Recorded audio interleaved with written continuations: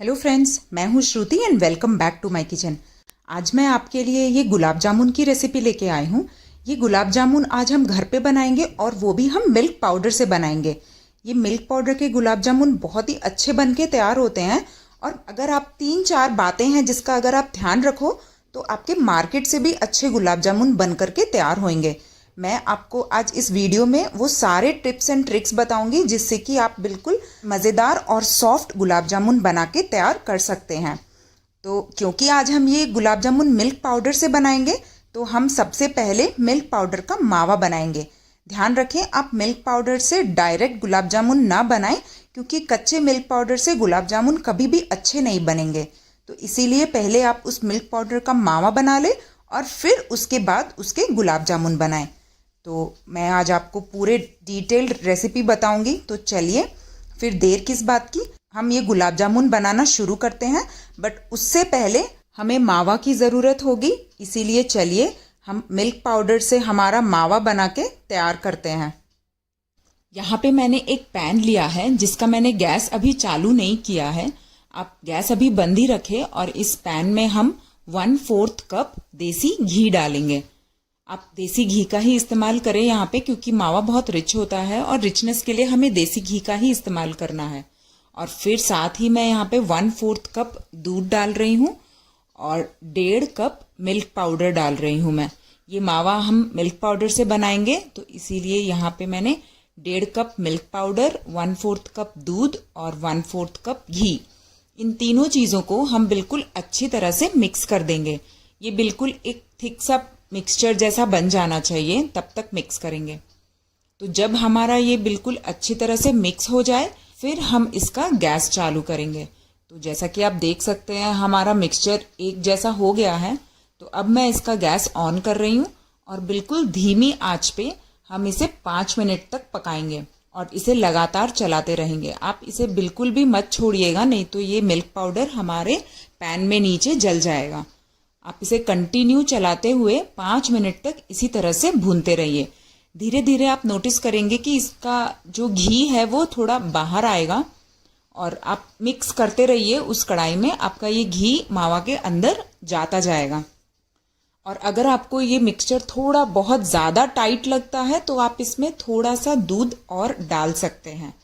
But अगर आप इसी तरह से चला सको तो मैं सजेस्ट करूँगी आप इसमें दूध और न डालें, इसे इसी तरह से चलाते रहिए। ट्रेडिशनली मावा दूध को घंटों तक उबालते हैं, उसके बाद जाके मावा बन के रेडी होता है। आजकल जब हम मिठाई बनाने जाते हैं तो हमारे पास इतना टाइम नहीं होता है, इसीलिए ये रेसिपी बहुत काम आती है जब आपको इंस्टेंट मावा की ज़रूरत होती है। और इसका टेस्ट भी बिल्कुल ट्रेडिशनल मावा के जैसा ही होता है। जैसा कि आप देख सकते हैं ये मावा का टेक्सचर बिल्कुल डिफरेंट हो गया है। मुझे इसे कुक करते हुए 5 मिनट हो गए हैं और अब मैं इसका गैस बंद कर दे रही हूँ और इसे कंटिन्यू चलाते हुए हम ठंडा कर लेंगे। जैसे जैसे ये ठंडा होता जाएगा वैसे वैसे ये सारा घी अब्जॉर्ब कर लेगा। ये देखिए अब इसका जो टेक्सचर है वो बिल्कुल नॉर्मल मावा जैसा बन गया है और ये बहुत ही स्मूथ होता है और बहुत ही चिकना भी है। आप इसे हाथ में ऐसे लेके देखेंगे तो आपको पता चल जाएगा कि ये बहुत सॉफ्ट है मावा। तो बस अब हम इसे ऐसे ही छोड़ देंगे और चलिए हम हमारी चाशनी बनाने की तरफ चलते हैं। तो यहाँ पे मैंने एक कढ़ाई चढ़ाया है और इसमें मैं 1.5 कप चीनी और 1 कप पानी डाला है मैंने। अब ये दोनों को हम गैस पे चढ़ा देंगे और फिर इसे हम उबाल ले लेंगे। यहाँ पे मैं 2 इलायची डाल रही हूँ जिसको मैंने खोल दिया है और साथ ही कुछ केसर के धागे भी डाल दिए हैं मैंने। और फिर अब हम इसे पका लेंगे। हमें ज़्यादा नहीं पकाना है, इसे कोई तार की चाशनी नहीं बनानी है, बस इतना ही पकाएं कि चीनी घुल जाए और इसमें 2-4 उबाल आ जाए। तो सबसे पहला टिप है ये आपका कि आपको जो चाशनी है वो बिल्कुल पतली बनानी है। इसमें हमें गाढ़ी चाशनी नहीं चाहिए क्योंकि चाशनी अगर पतली होगी तभी वो गुलाब जामुन के अंदर तक जा पाएगी। तो यहाँ पे मेरी चाशनी बिल्कुल तैयार हो गई है, मैंने गैस बंद कर दिया है और अब हम इसे ढक्कन करके साइड में रख देंगे। तो चलिए अब हमारा मावा भी ठंडा हो गया है तो अब हम मावे के गोले बना के तैयार करते हैं। तो यहाँ पे मैंने ये ठंडा हुआ मावा लिया है। अगर आप मावा घर पे नहीं बनाते हैं तो आप 200 ग्राम मावा का इस्तेमाल भी कर सकते हैं क्योंकि यहाँ पे ये इतने मिल्क पाउडर में मेरा 200 ग्राम मावा बन के तैयार हो गया है।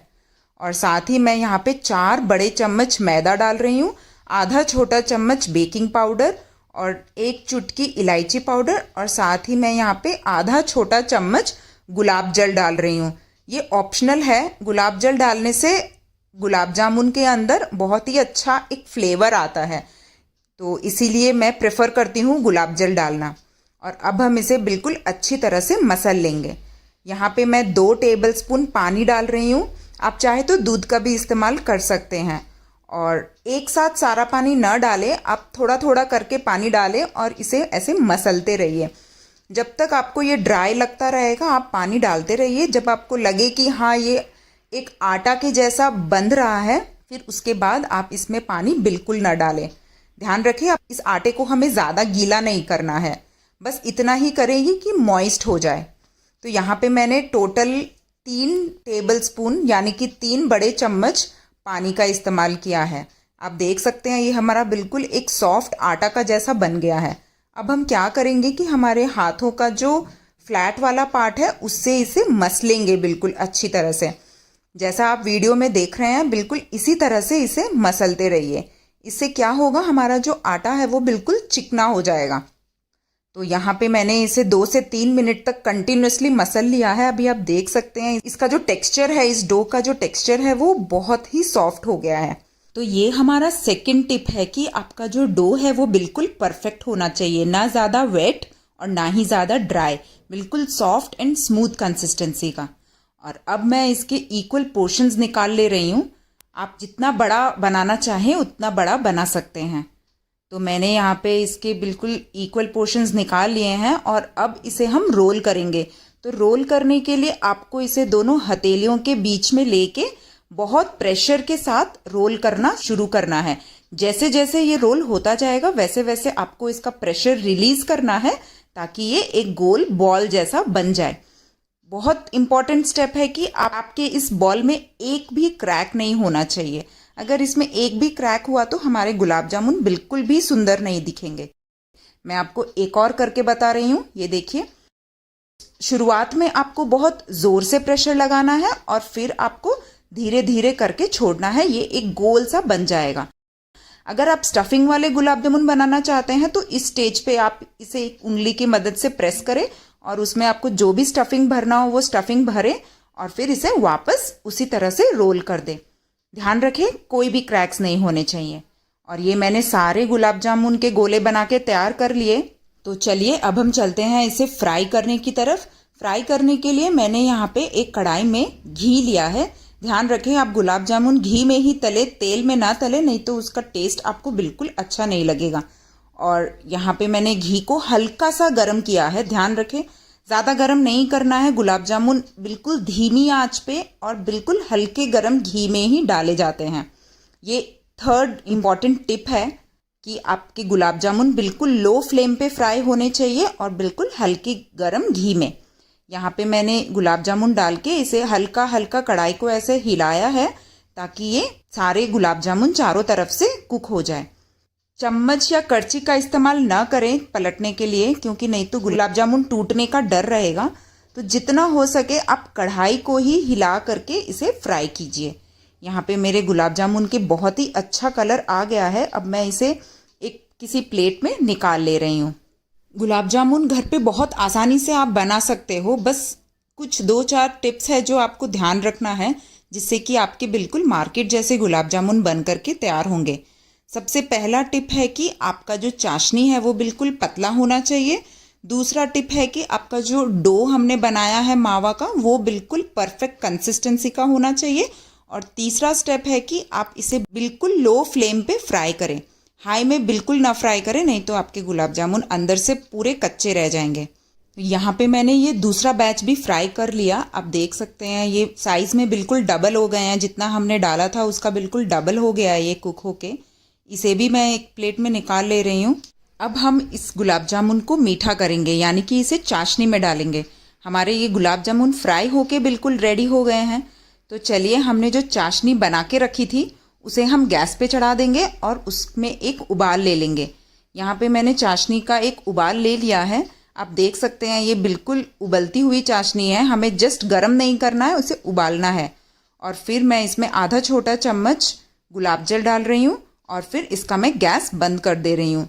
ये उबलते हुए चाशनी में ही हमें ये गरम गुलाब जामुन डालने हैं। ये हमारा होगा चौथा टिप कि आप जब भी गुलाब जामुन डालो आपकी चाशनी बिल्कुल गरम होनी चाहिए। अगर चाशनी गरम होगी तभी वो चाशनी गुलाब जामुन के अंदर तक यानी कि उसके बीच तक जा पाएगी, नहीं तो वो अंदर तक बिल्कुल भी नहीं जाएगी, बस बाहर बाहर यानी ऊपर वाले लेयर में ही सोख होके रह जाएगी। अब हम इसे बिल्कुल 4 घंटे तक ऐसे ही चाशनी में डूबे रहने देंगे। यहाँ पे मैंने आपको ये दिखाया है 1 घंटे बाद, ये देखिए ये थोड़े से बड़े हो गए हैं, लेकिन 4 घंटे बाद ये पूरे डबल हो जाएंगे।